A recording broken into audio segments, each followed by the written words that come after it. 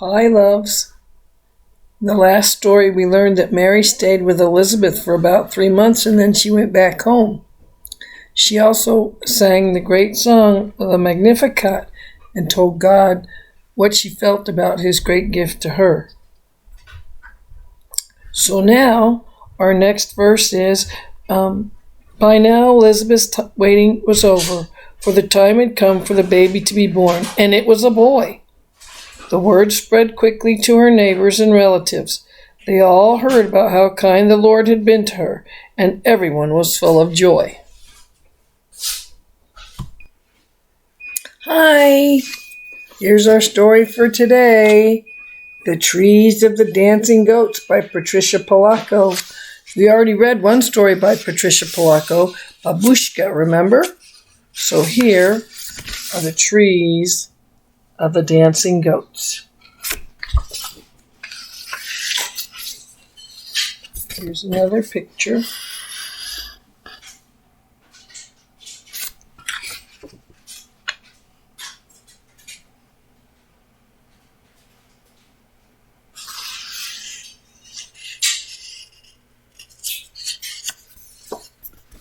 Here are the pictures.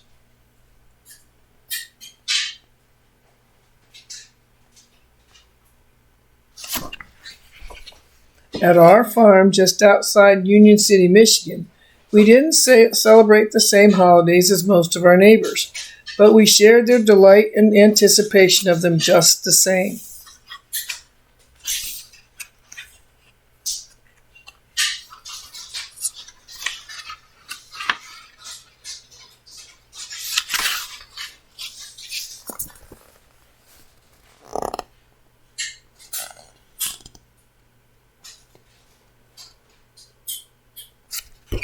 Okay. Such cold the winter brings, my babushka said as she looked out over our front window. My bones it makes to ache. She slapped her chest. Then she caught my eye and winked. She wasn't fooling me. I knew how much she loved the snow. It reminded her of her homeland in the Ukraine. Carly, again you complain, but still you watch the snow with such light in your eyes, Grandpa said, and he threw her a kiss. My grandfather was from Soviet Georgia, way to the south of Russia. He and Babushka spoke Russian and had wonderful accents. They kept their homelands in their hearts, even though they would never be permitted to return. Just then Mama rolled into the long driveway. Mama's home, my brother Richard called as we watched her get out of the car. Mama drove way over to Battle Creek every day to teach school. But now she would be off for 2 weeks because of the holiday season. I loved having her home for winter vacation. This year we would have a week together to prepare, then 8 days of Hanukkah festivities.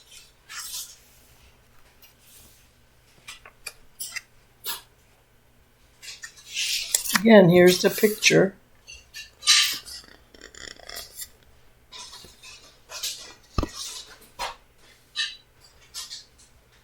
There they are together.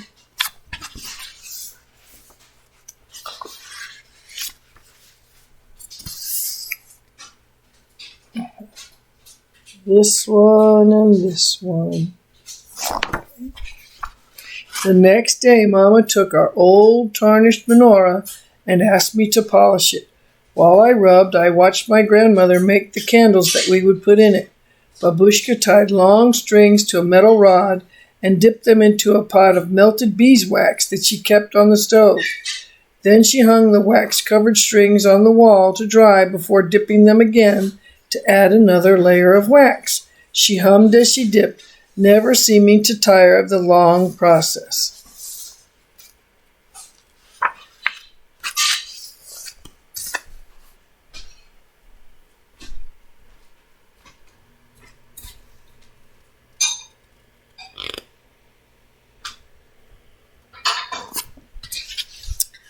Grandpa prepared for our festival of lights as well. He carved small toys out of wood. Richard and I weren't supposed to know that he was making them for us.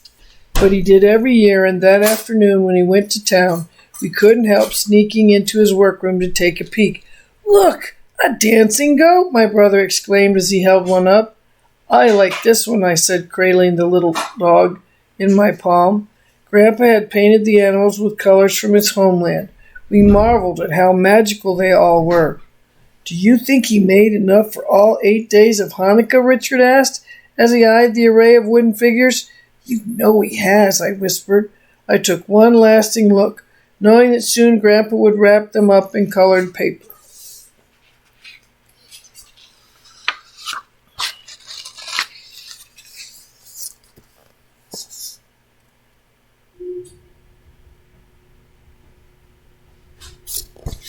My mother called for me, and I thought she had caught us spying, but she only wanted me to go over to the Kremls for some cornmeal. The Kremls, our nearest neighbors, lived half a mile down the road. They were farmers like us, and at harvest time, Mr. Kreml always helped Grandpa. All the neighbors helped each other that way. Friendship means something, Grandpa always said, especially for those who till the soil. I practically lived at the Kreml's house because Cherry Kreml was my very best friend. We especially loved the holiday season, when I'd watch her family decorate her Christmas tree and she'd watch my family light our menorah. I knew as we were bustling in anticipation of the Festival of Lights at our house, the Kremls would be preparing for the arrival of Christmas at theirs. But when I got there, I found everybody quite sick. Even Cherry, who was usually full of spiritskindo, as my babushka would say, seemed quiet and weak. She was crying. I hope Santa will remember where we live, she wailed. Well, why wouldn't he? I asked. 'Cause we haven't put up the tree this year or even decorated. Papa's too sick to get out of bed and go chop one down. Then she coughed an awful cough.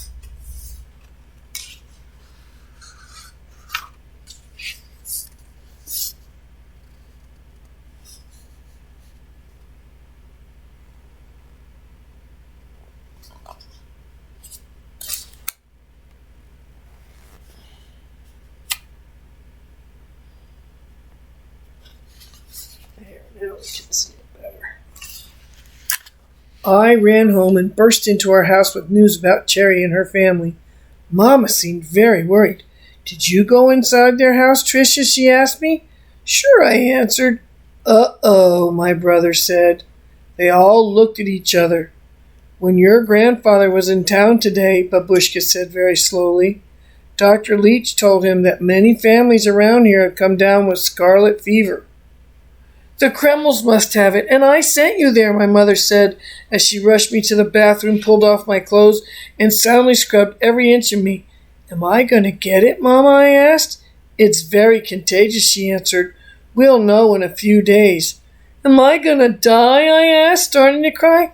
No, baby, Mama said softly as she held me close, but if you have it, it will make you quite sick. For the next few days, my family watched me carefully. Richard, of course, took pleasure in making me feel like I was quarantined. Gosh, do we know about quarantine with COVID? He held a cloth over my mouth and nose every time he came near me. Then he'd hack and gag, mimicking the dreadful cough of the fever.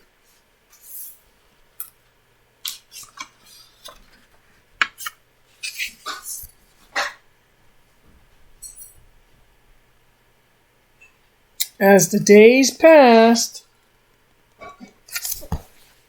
it was evident that I was not going to get sick, but more and more reports came to us of neighbors falling ill, the Everests, and the Govlocks, and the Tundervalds, and the Moleskis. It was an epidemic. We were all worried about our friends, but Babushka was determined that our Festival of Lights would go on as planned. On the afternoon before Hanukkah, she bustled around her kitchen. Such latkes I'll make this year, she exclaimed while digging for the choicest potatoes in the bin. She hummed happily as she placed the potatoes in front of me. I shredded them with great care. They had to be just right for my babushka's latkes. Mommy and Babushka dressed down 2 chickens for roasting and put them in the oven.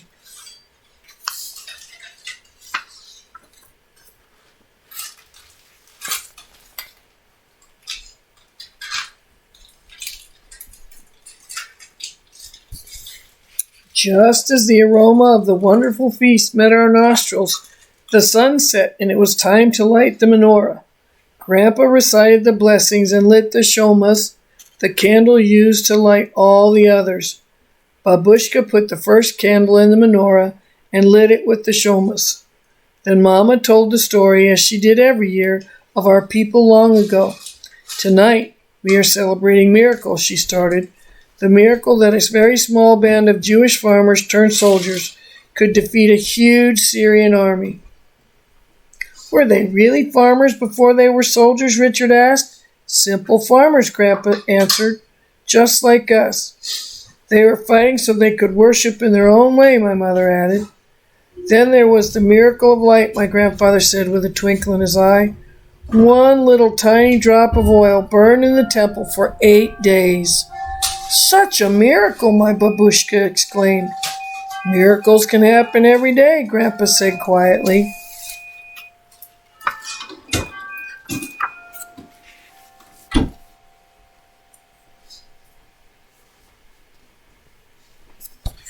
After dinner, Grandpa handed us the first of our beautifully wrapped presents. He looked troubled, though.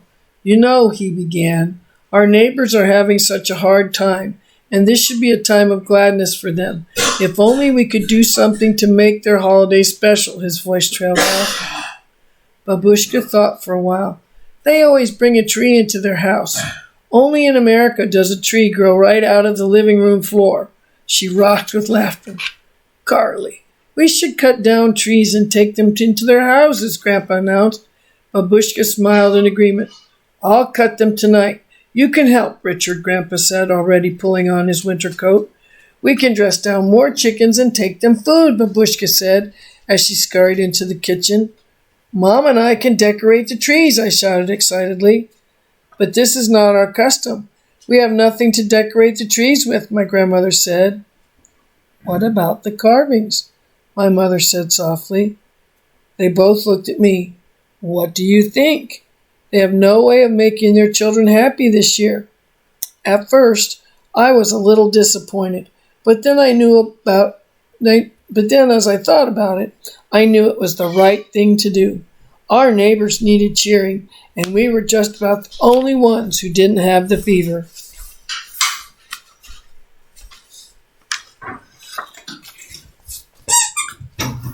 And there are Richard and Grandpa taking care of the trees. And there are Babushka is taking care of some other things right there. Grandpa and Richard brought the cut trees into our living room. They nailed boards onto the bottom of each one so they would stand up.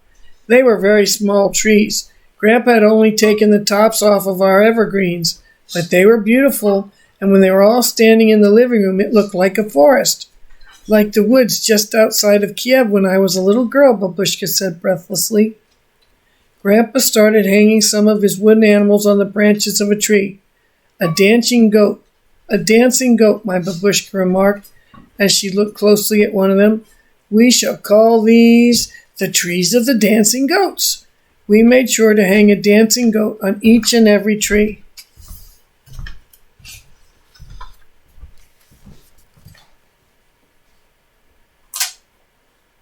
And there they are. As we decorated the trees, we sang and laughed.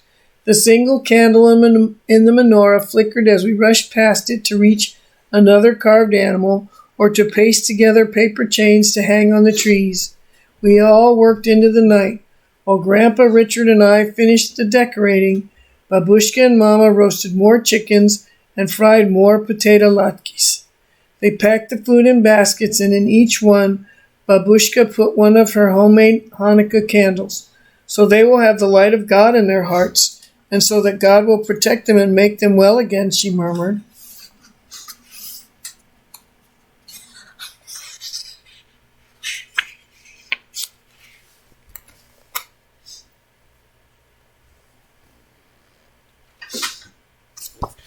We loaded Grandpa's old Ford with the trees and the food baskets and set Babushka and Grandpa into the early light of dawn with their Christmas cheer. Just like Santa, my brother said. Mr. and Mrs. Santa, I added. We waited eagerly for their return later that morning. We thrilled when Babushka and Grandpa told of how they entered the home of each neighbor, set up a tree in the living room, put the basket of food on the table, and then put a candle in the holder for them to light later. Mama was a little worried that it had been exposed to the fever, but Babushka said, "In so much worse I've been, you shouldn't know from. God will protect. God will protect. This I know."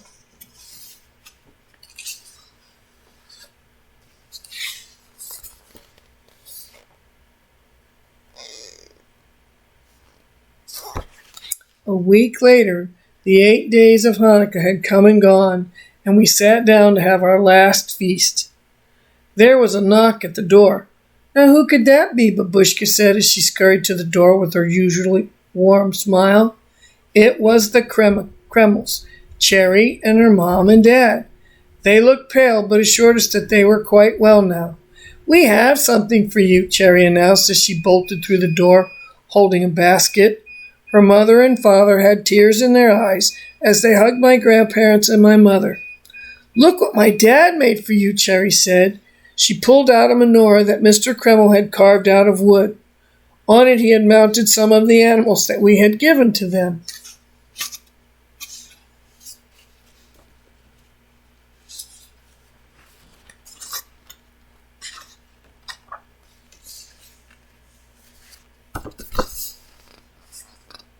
And here they are.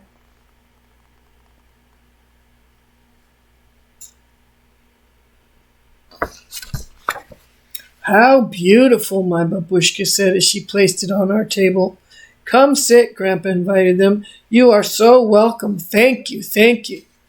"Thank you, George," Mr. Kreml said, looking into Grandpa's eyes. They sat down and shared our feast. By this time, our menorah had been lit for an hour or so. And when we lit the candles in the new menorah, we noticed something wondrous. "Look," I called out. "Our old candles are exactly as tall as the new ones." "The old ones don't even look burned down," Mama said softly. "Another miracle," Grandpa said. "A miracle indeed," my babushka said, giving me a big hug. Then we all got up and danced and laughed together in the flickering candlelight.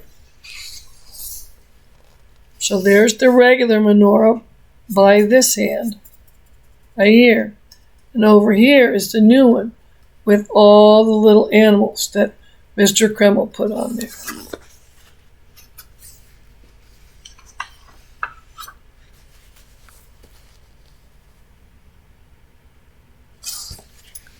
Our neighbors all recovered from that terrible fever. Few were left with any permanent damage. What they were left with was a long cherished memory of that Christmas when Santa really did come.